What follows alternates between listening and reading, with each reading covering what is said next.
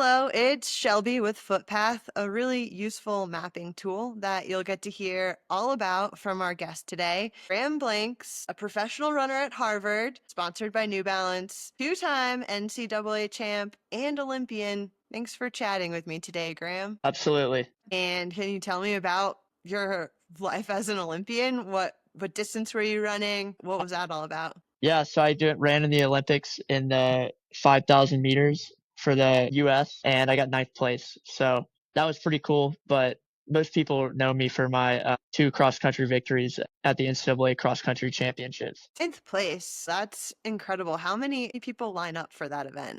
I mean, it is the Olympics, so in a way, 8 billion people, you have to make your way all the way there to the Olympics. I think at the Olympics, there's probably about, I'd have to say like 30 to 40 people that were qualified for the event. So I had to make it through the prelims first. There's two races. You have to do the prelim race and the final race. To be able to get top 10 was really cool. I think it just goes to show how good U.S. distance running has become because I don't particularly didn't really think of myself as like a world class athlete or anything before the Olympics because I'd never really raced against a world in an international field like that. It just turns out the NCAA's really got to a point that it's that good, and the U.S. Olympic teams are so hard to make that simply just making them almost guarantees that you're going to do pretty well at the Olympics once you get there. And so on your journey to get there, we heard that you've been using Footpath. So can you tell me more about that? Like, what's your philosophy on mapping and planning, and what got you interested in using Footpath? I feel like I've always been kind of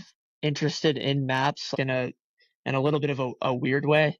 Once I started running, became something that I could justify looking at all day. So, being able to look at routes and stuff and out routes before going for a run, I can spend all day doing that. So for one, the main thing I use Footpath for is for training. So when I'm in new places, like for example, right now I'm in Pasadena, Los Angeles, California, a place I'd never been before. But, a couple weeks before, I'm already looking at places where I can potentially run, knowing where my house is going to be, where I'm staying. I can kind of go ahead and plan out stuff beforehand and try to find routes that are fun but also fit into my training plan. So that way when I get here, I don't really have to sacrifice anything for my training. I already know where I'm going. In a way, it doesn't really constrain my ability to explore a city. If anything, it helps me explore it more because I actually know where to go and I can plan it out beforehand. And in that way, that's kind of the greatest utility that Footpath provides for me is it allows me to train on the road and even in places I already live, such as Boston or Athens. I'm always able to find new routes, new loops with it. So it can always add something new, but also something like a little less known, I would say, is I do use it for even racing. So particularly like cross country racing, which are on courses that are unique to the venue. Every cross country course is different from another. Uh, and sometimes I'm not even able to preview a course before I race it for the first time. So I wouldn't want to go into a race blind, not knowing what the course is actually like. So Footpath gives me the ability to go ahead and map out a course, to be able to see where the hills are, obviously just to be able to see what the route of the course is so I don't get lost. Not ashamed to admit it's happened to me more than once that I've gotten lost in a cross country race, and it happens to a lot of cross country runners. So it's good for one just to know where to go. But also with Footpath's capabilities, I'm able to see stuff such as the terrain, so the gradient, which are major factors in how I race, which is trying to use those features of the course as ways for me to win the race, like bring them into my tactics, and to also be able to see where different parts of the course are, like in terms of distance. So I know where it would be smart to make a move. So for example, I wouldn't want to maybe start ripping in a race 2 miles out. That seems like maybe a little too far for me, at least with how I train. I would maybe want to limit to about a kilometer to 1,200 meters. So if I'm able to look at a footpath route beforehand of the cross country course, kind of see where that 1,200 to 1,000 meter area is from the finish line, I can go into the race knowing once I get there, I can look around and if I'm feeling good, I can be like, okay, this is a good place to go. Just knowing where the hills are going to be, when we're going to hit them, how steep they are, how far out they are from the finish. It's all just little pieces of knowledge that kind of add to my confidence in those races and allow me to compete better. That's really interesting. Your philosophy to knowing where exactly you can go full send at the finish. I've definitely had a race where you can see the finish line and it ends up being way farther away than you expect it to be, so you blow up. When you're talking about the elevation profile and hills, what would be your strategy? Say there's two big climbs in the middle of your cross country race. Like, what are you thinking on those climbs as you're kind of preparing to go into this race? Just knowing that there's hills there is huge because, I race, let's say 10K. That's how far we run in cross country races in the NCAA. And, if I know that there's going to be a huge hill at 5K, I kind of want to have that in the back of my mind. Like, I kind of want to feel like I'm conserving that energy for that hill, or at least be prepared for it. Because I'm inclined to believe, like, if I didn't know a big hill was coming, and it took me by surprise, 5K into a 10K, I would probably kind of freak out a little bit. I'd probably think it hurts a little more than it actually does. So it's just good to know where the hills are, and also I can see how steep they are. So there's some hills that I wouldn't even count as hills. I would just count them as, this course just undulates, whatever. Like, we're just gonna be up a little there, down a little there.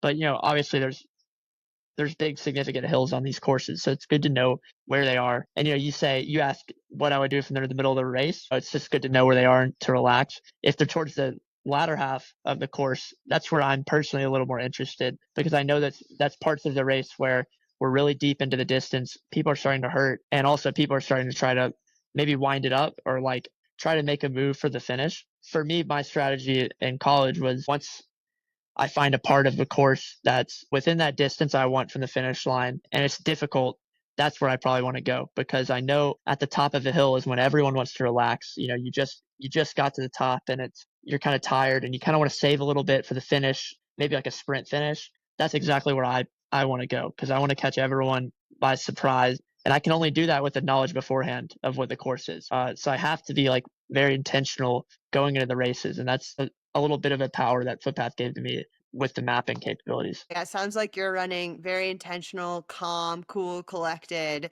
until that final push. It's neat to hear your strategy. I'm sure some runners are like, I'm really great at uphill, so I'm going to smash the uphills, and there's other runners love the downhill. You've broken it down in a different way. Yeah, and it's just a way that's plays to my strengths, I guess. It's really cool to hear. Thank you for sharing that. And so you've talked about using Footpath to map out your training runs, and obviously you're going to have a variety of training runs. So you got your long runs, your tempo workouts. I'm sure you're doing some hill repeats. What type of route do you like for each of those different types of workouts? Yeah, I mean, it varies a lot.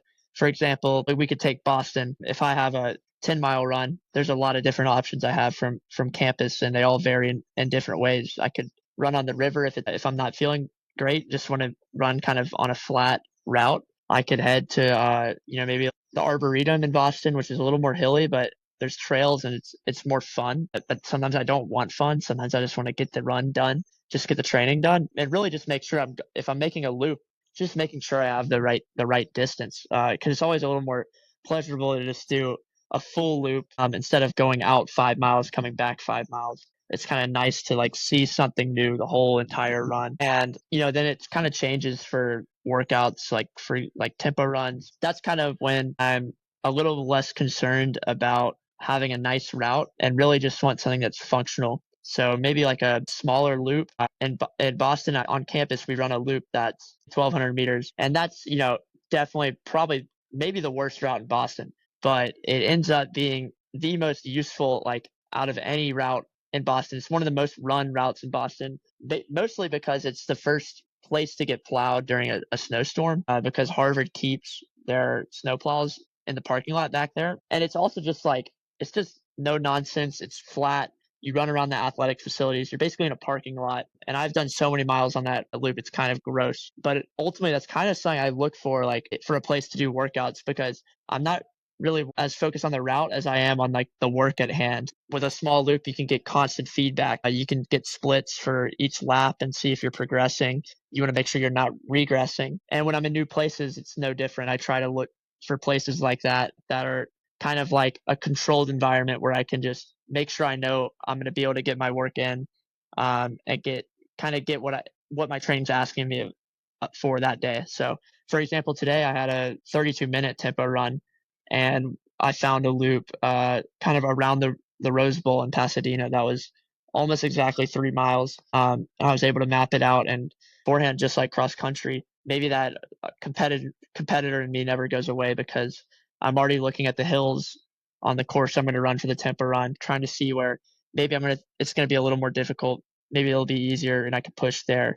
And it's good to have that knowledge. The biggest thing that for me for these routes is knowing how far they are, knowing what the features of the route are going to be. Just having a little knowledge beforehand really improves my run. It like improves my confidence in like where I'm going. Just knowing what's ahead of me really helps me get through the workout or the run easier. Absolutely. So when you are starting to create these routes in the Footpath app, what's your favorite feature in there? I mean, I've been messing around with like some of the like the Footpath Elite features, and there's some really cool stuff that I like. One thing for me that is really helpful is there's like this feature where you can look at basically where there's bike lanes in the city. So like on the road, I think it shows up. It's just like a little green dashed line down the road.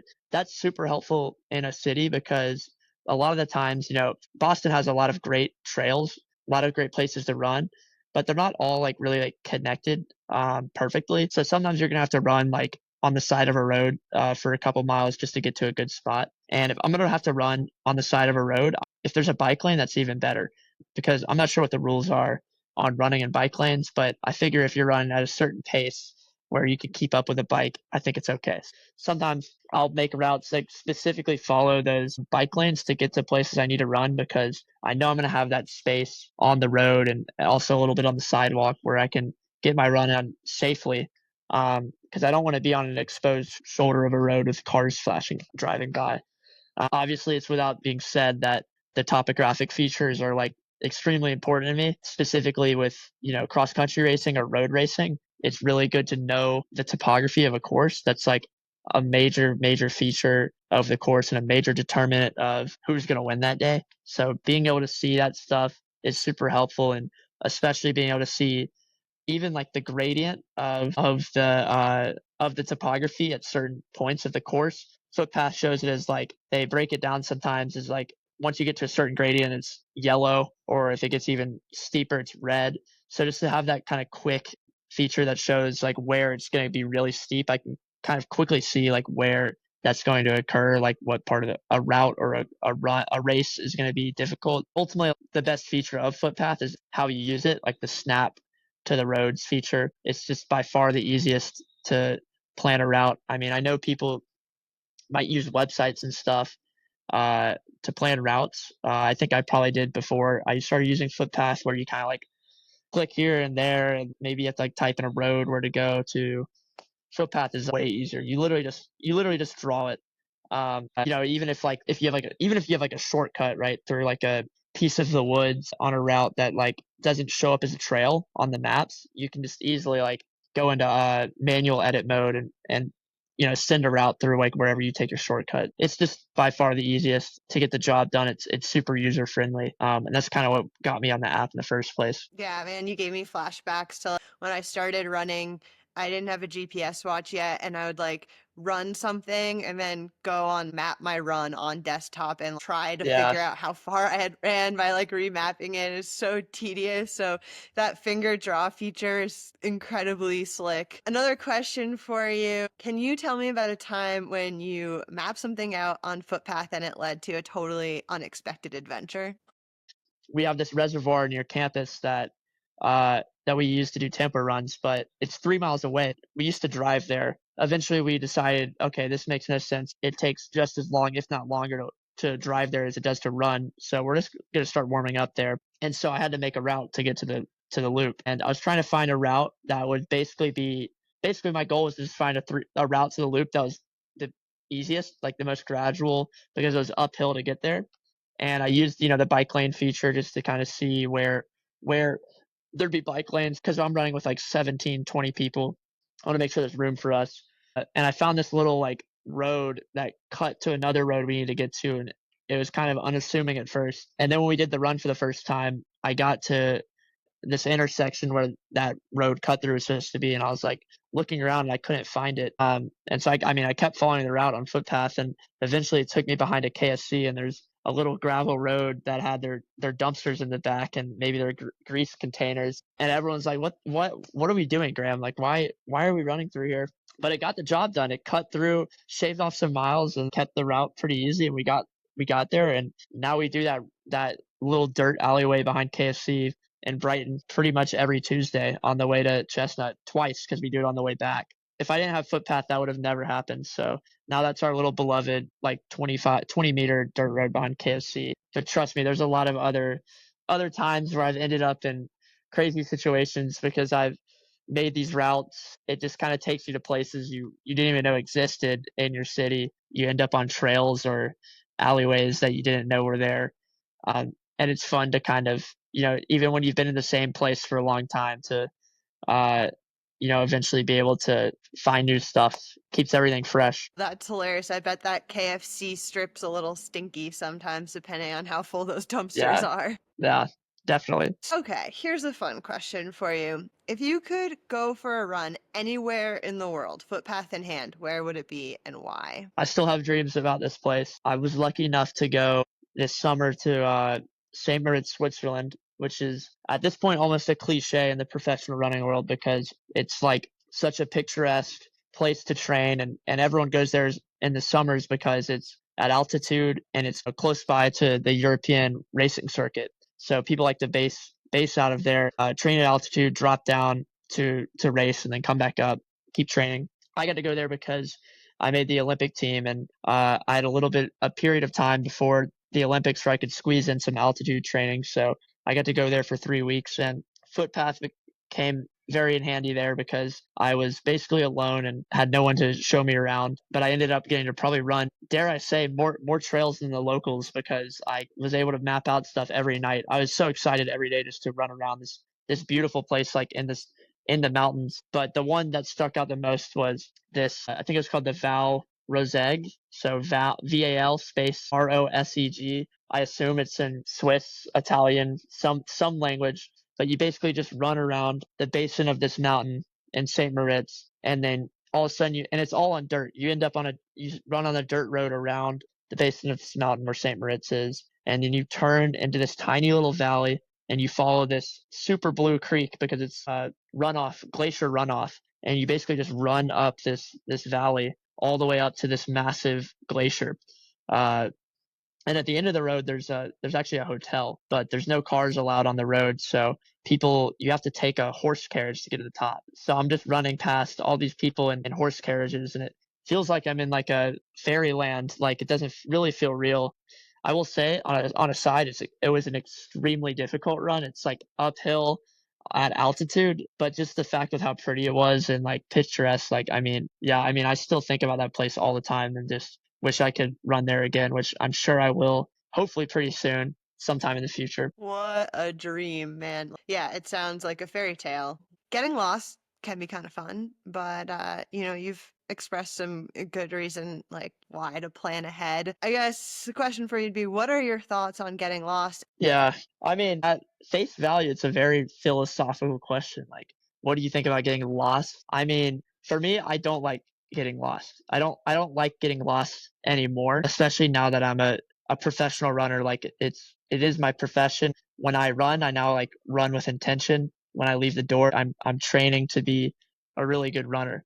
But I wouldn't say that would always be the case. I think it can be fun to get lost, and I think the reason it's fun is because it makes you have to tune into your geographical intuition.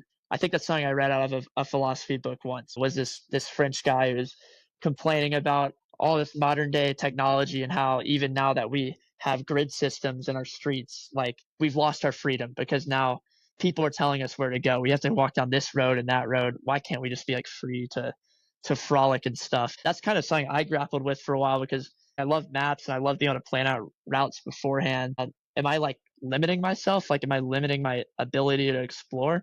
And I feel like I mentioned this earlier, but like I've come to realize it's the complete opposite. It actually allows me to like, in a sense, get lost better. Like the same thing you get from being lost, like kind of being out somewhere new where you don't the surroundings are unfamiliar, you get that same thing with being able to map it beforehand, but you're not actually like in danger of not being able to get home. I think it's kind of like the greatest part about being able to use that stuff. Great answer. I love that. 'Cause getting lost can be fun, but you bring up a good point. You're a professional athlete. You need to have intention with every run. Otherwise, you're kind of wasting your time. So, yay, Footpath. Thank you so much, Graham, for joining me today. It was really cool hearing about how you use Footpath. What's your next race? The 10, San Juan Capistrano. So excited to run a 10K in about a week. I think it's on March 9th. Hope I got that right. So looking forward to running a fast 10K. We will be cheering for you, and I know you're going to crush it. Thank you.